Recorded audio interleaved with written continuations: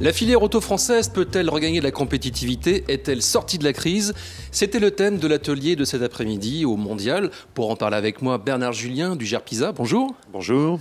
Et Denis Rozet, qui est président d'une PME en Franche-Comté, Eurocad, et président du pôle véhicule du futur. Bonjour.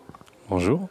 Alors Bernard Julien, on voit que ça va un petit peu mieux, le marché redémarre un peu, il y a des bonnes nouvelles sur l'industrie automobile française avec un peu plus de production. Est-ce qu'on est un petit peu sorti de cette crise ou pas ? Alors effectivement, on a une inversion de tendance par rapport à une très longue période de décroissance qui datait d'ailleurs d'avant la crise.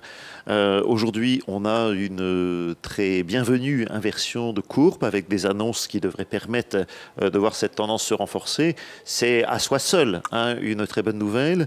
Reste maintenant à conforter cet avantage-là, à faire en sorte qu'il se traduise en termes d'emploi, en termes de pérennité des entreprises, de pérennité des territoires.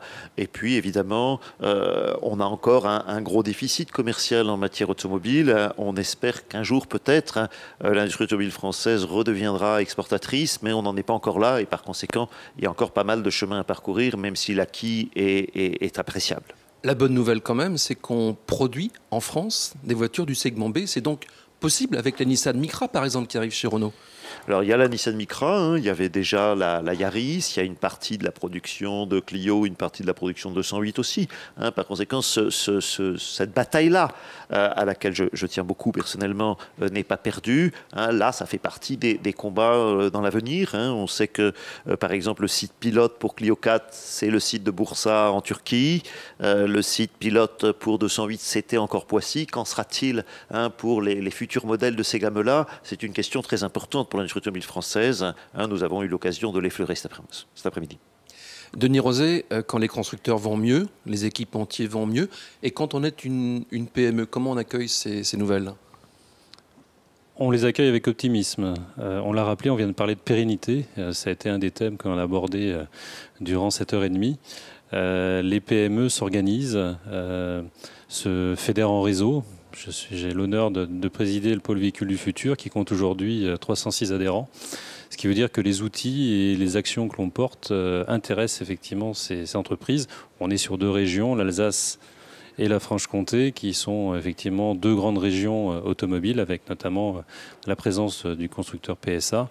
Et aujourd'hui, c'est 310 entreprises, peut-être demain 850, espèrent effectivement se mobiliser, être représentées et participer justement au renouveau de l'industrie automobile française. On a parlé du projet 2 litres au 100, qui est un programme fédérateur pour l'ensemble de la filière. Vous y avez justement participé. Oui, on a essayé au niveau local et au sein de mon entreprise de s'intéresser aux nouveaux matériaux. Je travaille le fil de cuivre, peut-être demain le fil aluminium. Et donc, 2 litres au 100, c'est de l'allègement et on s'est intéressé à ce domaine. Bernard Julien, on le voit, il y a un effet filière. Il y a cependant, même si l'innovation est très présente, il y a encore des progrès à faire en matière de qualité, en tout cas pour la perception que peuvent avoir les Français de la voiture française. Oui, il y a effectivement une espèce de positionnement un peu en retrait par rapport à l'Allemagne qui reste la référence. Je crois que le programme 2 litres au 100 a aussi comme vertu de mettre l'accent sur d'autres critères de qualité que ceux que font prévaloir les Allemands. Nous sommes les spécialistes des petites voitures, nous sommes peut-être plus à même que les Allemands d'aller vers le 2 litres au 100 et je pense que c'est une des grandes vertus de la mobilisation collective dans laquelle l'État a été assez malin, pour une fois, je dirais, que d'avoir su insister sur un avantage compétitif distinctif de l'industrie automobile française au lieu que de courir un peu vainement derrière l'industrie automobile allemande, ce qu'on avait tendance à faire depuis pas mal d'années. Dernière question, des mesures ont été annoncées pour la filière. Denis Rozet, peut-être d'abord un commentaire? Je crois que toutes les mesures sont bonnes à prendre, qui aident à la compétitivité.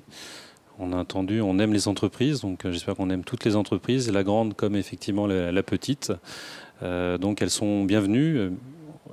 Étant du monde de la PME, les chefs d'entreprise s'organisent, n'attendent pas et essayent de voir effectivement leur avenir futur.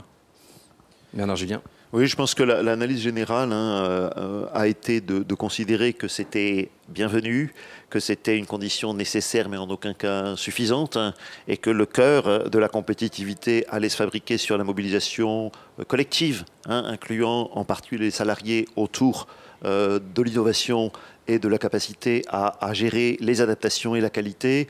Je crois que là, il y a une dimension collective qui est très importante dans le terme de filière, dans laquelle l'État et les collectivités ont leur rôle à jouer. Et je pense que ça, c'est quelque chose qui a été très bien compris par l'ensemble des stakeholders, comme on dit aujourd'hui. Une filière auto qui va un peu mieux, qui cherche à se structurer et qui en tout cas garde l'optimisme. Voilà ce qu'on peut retenir de cet atelier du Mondial de l'automobile.